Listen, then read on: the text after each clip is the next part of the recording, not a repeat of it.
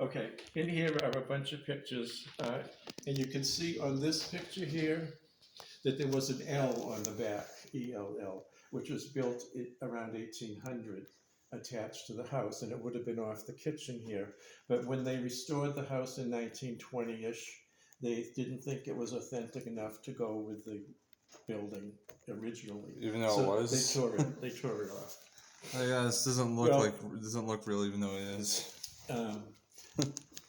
What's that? It's like them saying, "Oh, this doesn't look like it's part of the house originally," even though it is. Yeah, well, 1800-ish, whereas this was built in 1770, so it would have been 30 or 40 years after they added it. The house was owned by the Greene family until the last Greene to live here died in 1899. I think the Greenes owned it till 1916, and they sold it to a group. There's a picture here with 4 men in it that were the... Oh, right up here. Yeah, they formed the National Greene, you can see the L in the back there too. They formed the Nathanael Greene Association, which is still in existence. They got the house and they restored it in 1920, and I think it opened as a museum around 1922. So in here too, you can see they think this gavel was made with wood from the trees here. When they started to restore the house, that's the condition a lot of the timbers were in. Probably the latches and all that were made at the forge because they were in the iron business. Let's get over here and keep our sanity. We're going to go in here next, but... What's this? Oh yeah, would you mind signing in? They're from Long Island. Cindy. They're from Long Island. Yes. That's a long way. Going home tonight, or are you staying overnight tonight? Going home tonight. We have work tomorrow. Yeah, unfortunately. It's like a 4-hour ride, isn't it? It's like a little over 3. They're going right. Like us going to New Depending on Hampshire. traffic. Yeah. No, right after one. Yeah. Whatever.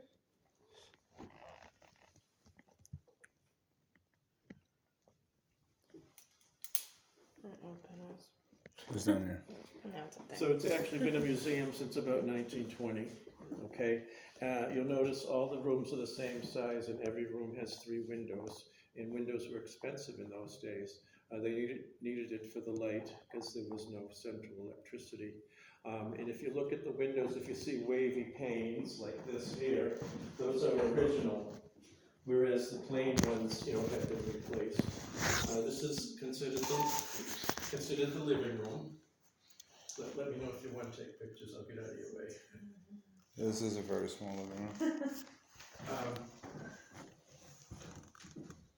I'll explain some things as we go around. Door sash. It's very French. Yeah, well, Benjamin Franklin was here, so he lived in France for a long time. Here's a portrait of Nathanael Greene when he was 42 years old. He lived in Newport for 2 years after the Revolutionary War, and you can see that he looks old, and he was only 42, and he died, as I said, 2 months before his 44th birthday. We call this the worn portrait because it's considered that a student of Gilbert Stuart, the dollar bill has the picture of George Washington on it. Well, Gilbert Stuart, who's from Rhode Island, North Kingstown, painted that picture.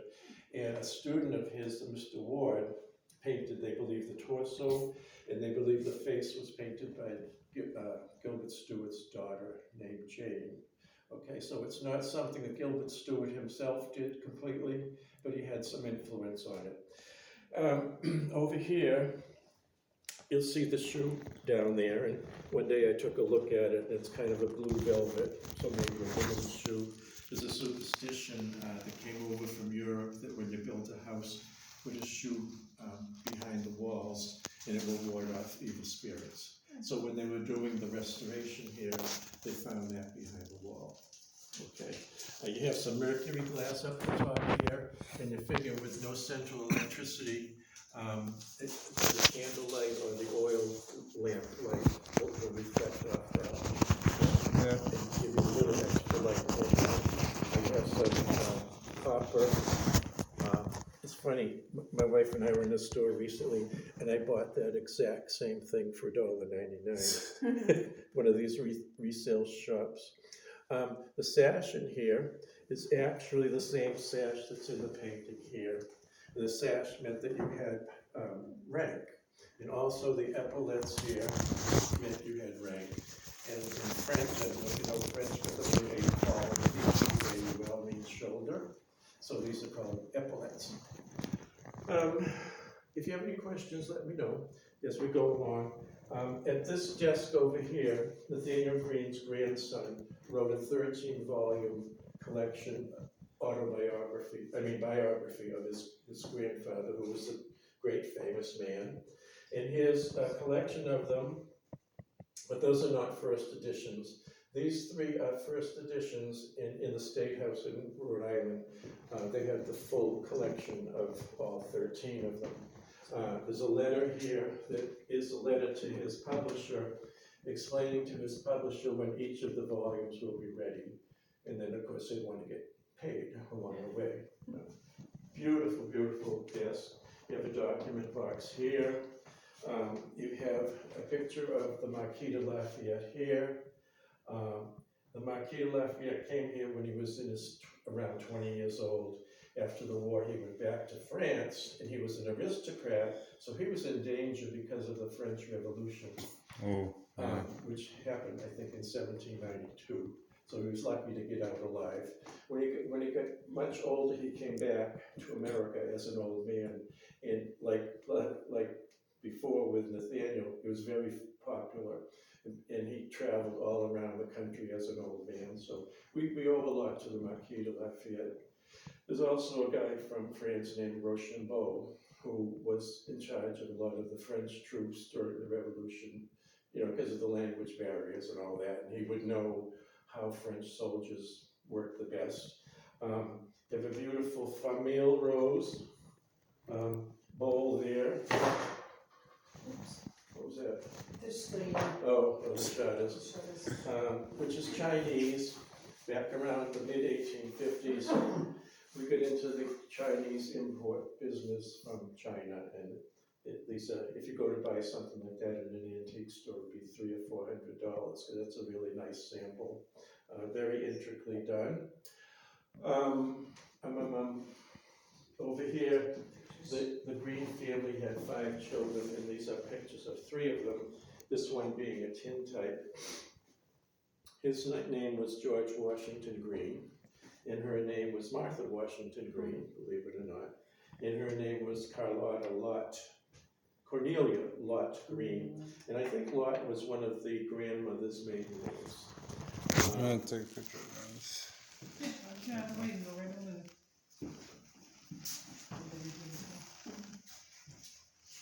Alright. You're real history buffs, huh? I do like history. I actually, I was thinking about something when you were talking about, like the British. The British had a different accent back then. They didn't have the standard British accent that we think of when we think of them. Back then, their accent was different. Oh, I'm sure. But we don't know what it sounded like, Yeah. which is why we don't know what George Washington sounded like. Yeah, oh yeah, definitely, because language evolves. They say Latin's a dead language, but English is always evolving, Yeah. with slang and, anyway, okay. Depending on, I think a lot of things that happen in life influence, like kids have all their jargon, Yeah. and eventually it gets into the language, and nobody wants to say it because it's old-fashioned, then they come up with new words, you know how it goes. Okay, this is the library. It was the library, and I just have to cheat here for a minute.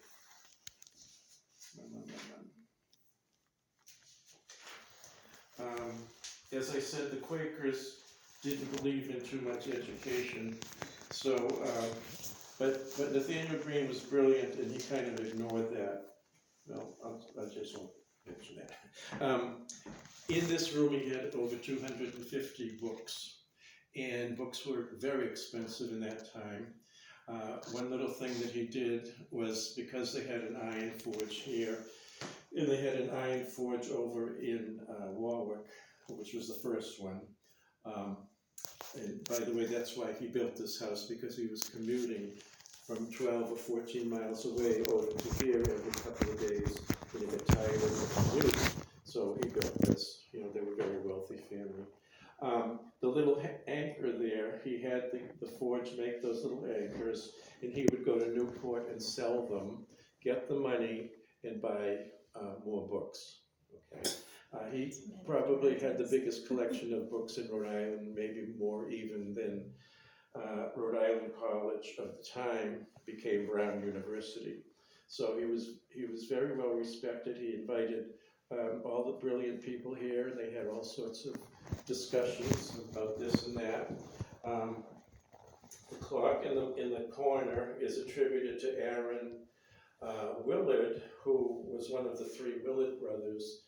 We're up around Shrewsbury, which is right next to Worcester, and they're considered, you know, probably the best where the clocks made. The Willards, and in high school, my best friend was Alan Willard shop, and he was related to the Willards. Like, hey, your clock is in the Nathanael. What's I would have told him, hey, your clock is in the Nathanael Greene house. I know. Well, if you go to the Museum of Fine Arts in Boston, they have a few of them, and you can't touch them. They're just worth millions of dollars. Okay, so that's Nathanael Greene's desk there and chair, and the little pigeonholes, and you can imagine the business he conducted there. Let's see. Oh, he had the leather boxes, trunks near the window in case of fire. He'd keep the books in them and then toss them out the window in case of fire.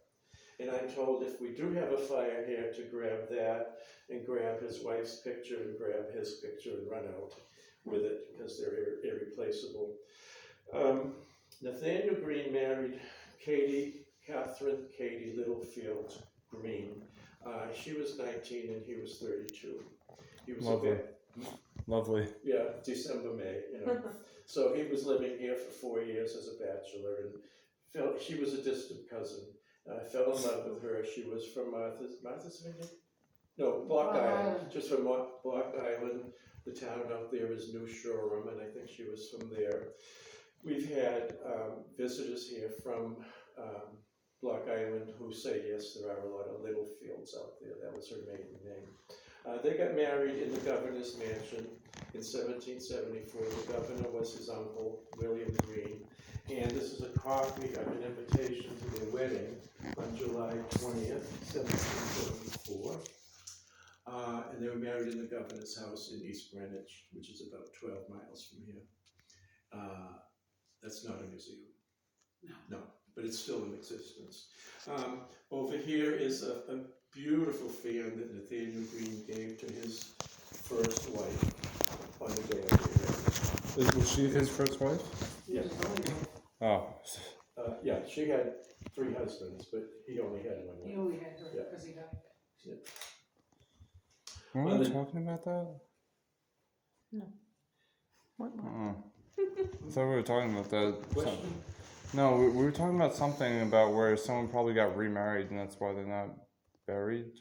Yeah. Oh, it Katie doesn't. got remarried, Yeah. but she stayed a widow 10 years before she remarried. She remarried the tutor that she had hired for the children. Oh, Well, that's weird. Yeah, that's correct. After the war, because most of his campaigns were in the South, and it's not that he had got gigantic, you know, military battalions of soldiers. He was tricky. He played cat and mouse with the British a lot, and he was responsible for it. He was the one who got Cornwallis from England trapped in Yorktown, okay, because in the South, in Georgia, South Carolina, some of his strategies were to place a few men here and build all kinds of fires and make all sorts of noise, so the British thought there was, you know, even more soldiers than there were actually there. And as I said, they played cat and mouse and didn't actually win too many battles, but they misled the British all over the place. After he died when he was 44 years old, because his campaigns were so much in the South, they really loved him, and they gifted him with a plantation that belonged to a loyalist, Mr. Graham, who ran away to still loyal to the king, ran up to Canada. I don't know what happened to them, but the name was Graham, and it was a rice plantation that was in ruins. And the Greene family from Newport moved down to Georgia, and they refurbished the plantation. And the first year, trying to get a harvest, there was a hurricane, and it was ruined. Okay, so then he was out surveying with a neighbor, I think this is a story, on a hot day in South Carolina. And he had a stroke, and he also had asthma, so he had trouble breathing in the heat and humidity, and he died a few days later, okay, after his stroke and breathing problems. She had the 5 children, and they were educated at home. Could you just hold that for me, please? Thank you. So, because he died, but she was still responsible for educating the children. They didn't have schools too much then. This was a gift. She married Phineas Miller, but she also had Eli Whitney. Have you heard that name before? Come down as a tutor from New England for the children, and she is responsible for the seeds to come out of the cotton. She participated in the invention of the Cotton gin? cotton gin, and one day she was brushing her hair and noticed little bits of like straw or something in her brush, and it gave her the idea with Eli Whitney to create the cotton gin. Before, they could only process 5 pounds a day of cotton. With the cotton gin, they could process 50 pounds a day, so that was a huge improvement. When was Whitney before Miller? I think he was. Yeah. Yeah. Because they went into business, the 3 of them, I think. Yeah. On other adventures that didn't pay off. She married Phineas Miller, who was the second tutor to come down from New England. And on the day of their wedding, their children gave her this coffee urn, which the handles were made by Paul Revere. That's been verified. It's a coffee urn that's just beautiful, sterling silver. The dress, there's a story that goes with the dress. In those times, the colonists were protesting British imports, so they would wear linen or cotton plain.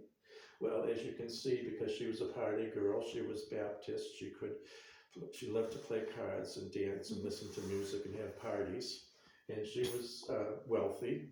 She could import textiles from England.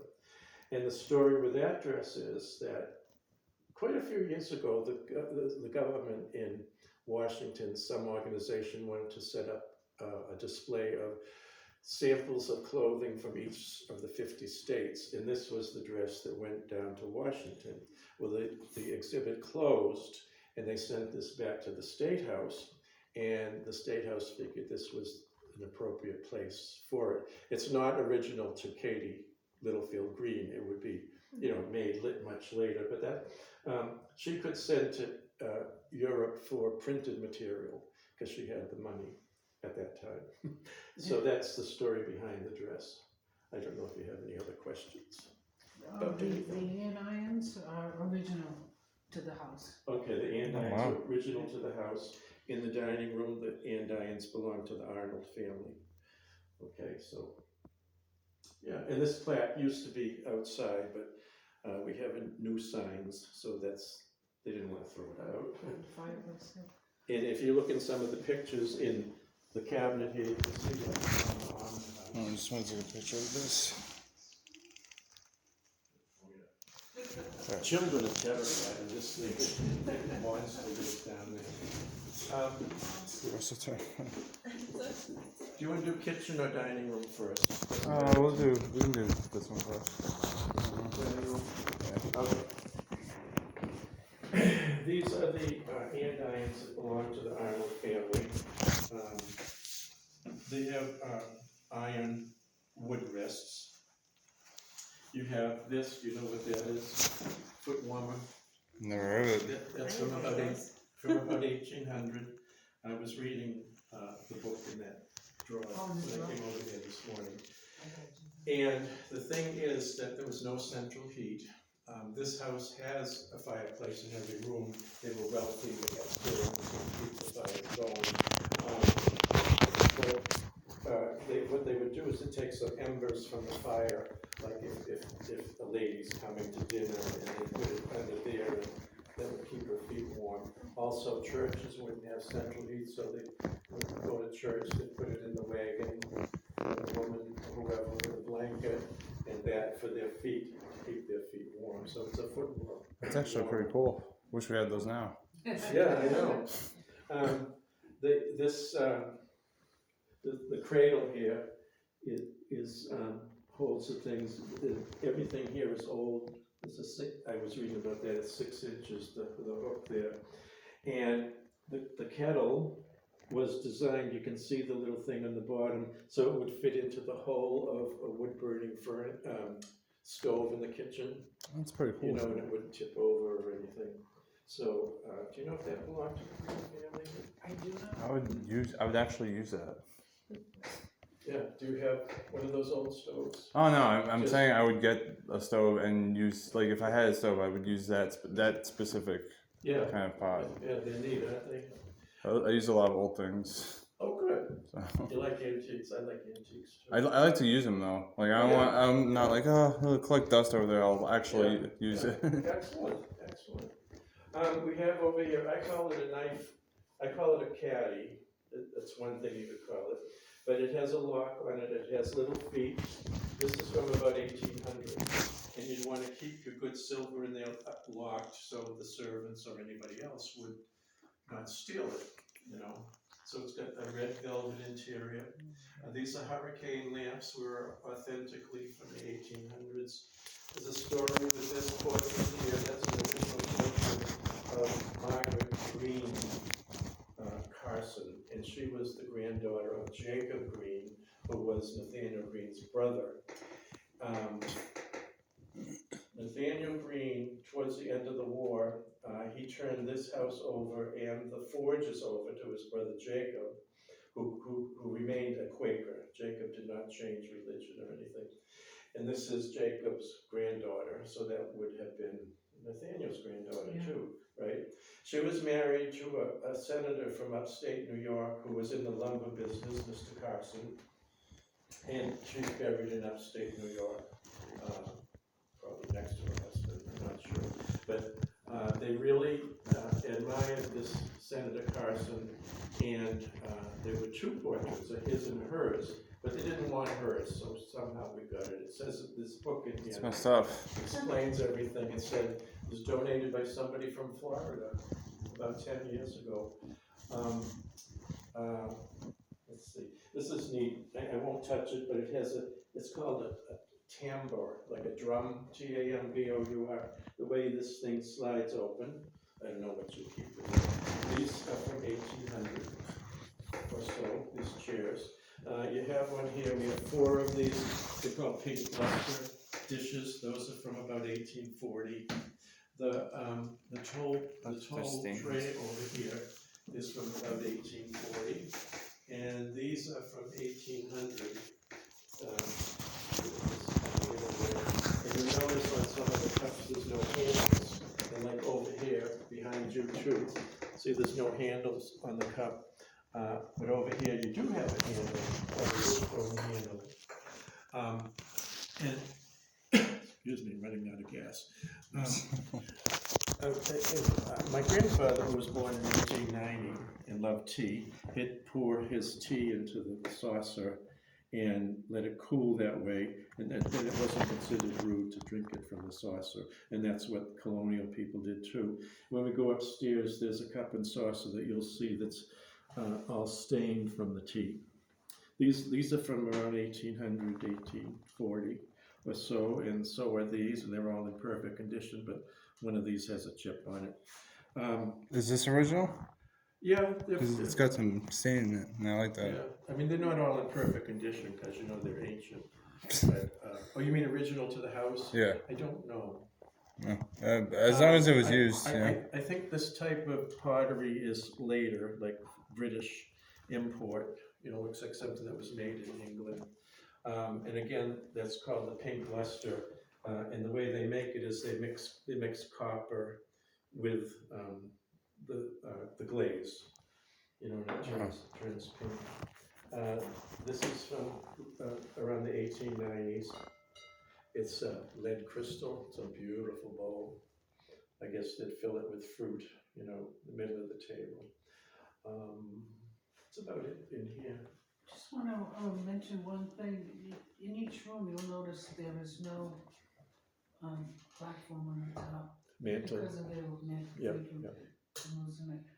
That's because they were Quakers and everything was very, very plain. So when he and Jacob built the house, they modeled it after the father's house, and this is the product. Right. Very simple. And the only room that does, is the kitchen. You have to have that in the kitchen to put some of your utensils up there. So you can have a mantle here. They also call it the keeping room because you wanted to keep the fire going at all times. And that L would have been off here, off this side of the house. it's just depressing that they got rid of it. The one that was torn down. Yeah, that was over 100 years ago, 1920. So who knows who made those decisions.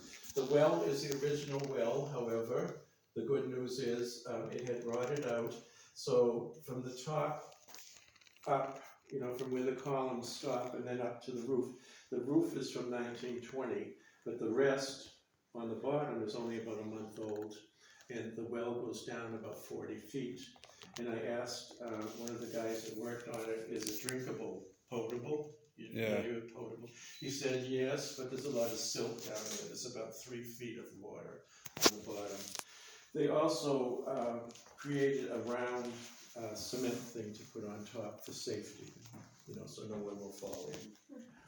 Up here, you have your utensils. You have your bake oven. The surround here is the reproduction. It's not the original, I'm told. You have what they call a Dutch pipe. Who did that? Dutch pipe. And often when you go outdoors, these are fine pipes under the soil. And one of the things is, I don't know if this is true, but you have the smoke and break off the tip and pass it to the next person, that kind of thing. So they find a lot of broken Dutch pipes. You have, this is called a hog's tail, not hog's tail. It's called a hog candlestick because it's shaped like something they would use on a farm to skin the hogs. Gross. Okay. It also, it has a push-up thing here, so when the candle comes down, you can push this up. There's a little lever. You have a candle maker here, tin, and some people call this a Paul Revere lamp, like what they hung up in the Old North Church, one if by land, two if by sea. And it's punctured so the wind won't blow the candle out. Okay, that was the meaning of that. On the table here, you have some ancient utensils, pewter dishes, redware. I have a pewter cup. Yeah, well, there's a neat story with that, and I verified this with Brian. Okay. He's a real good historian around here. This came from the White Horse Tavern. Have you heard of that in Newport? No. The White Horse Tavern in Newport is the oldest continuously running tavern in the country. It was owned by the British. It was owned by the colonists. So it turned over hands many times. This is from the White Horse Tavern, and our historian here tells me that it was given to Nathanael Greene, and he himself brought it here. That's what I was told. That's awesome. There's a little legacy with this chair of the 4. This chair is, the legacy with that is that it was at George Washington's funeral. That's the story with that. And I have a boot jack over here, because you can imagine the mud that was all over the place in those days, so that would help you get your boots off of the house. Most of the utensils here belong to the Green family because they were in the iron business. You have a toaster here, you know, put it towards the fire one way and then turn it around, Wow. way before electricity. You have a grill here, you could grill your fish or your meat. Anything with the 3 feet, those are called spiders. I don't know where that name came from, but I guess they could just sit right in the fire. You make a nice stew and something like that. I see a foot warmer there. Yeah, another foot warmer. Something for the ladies.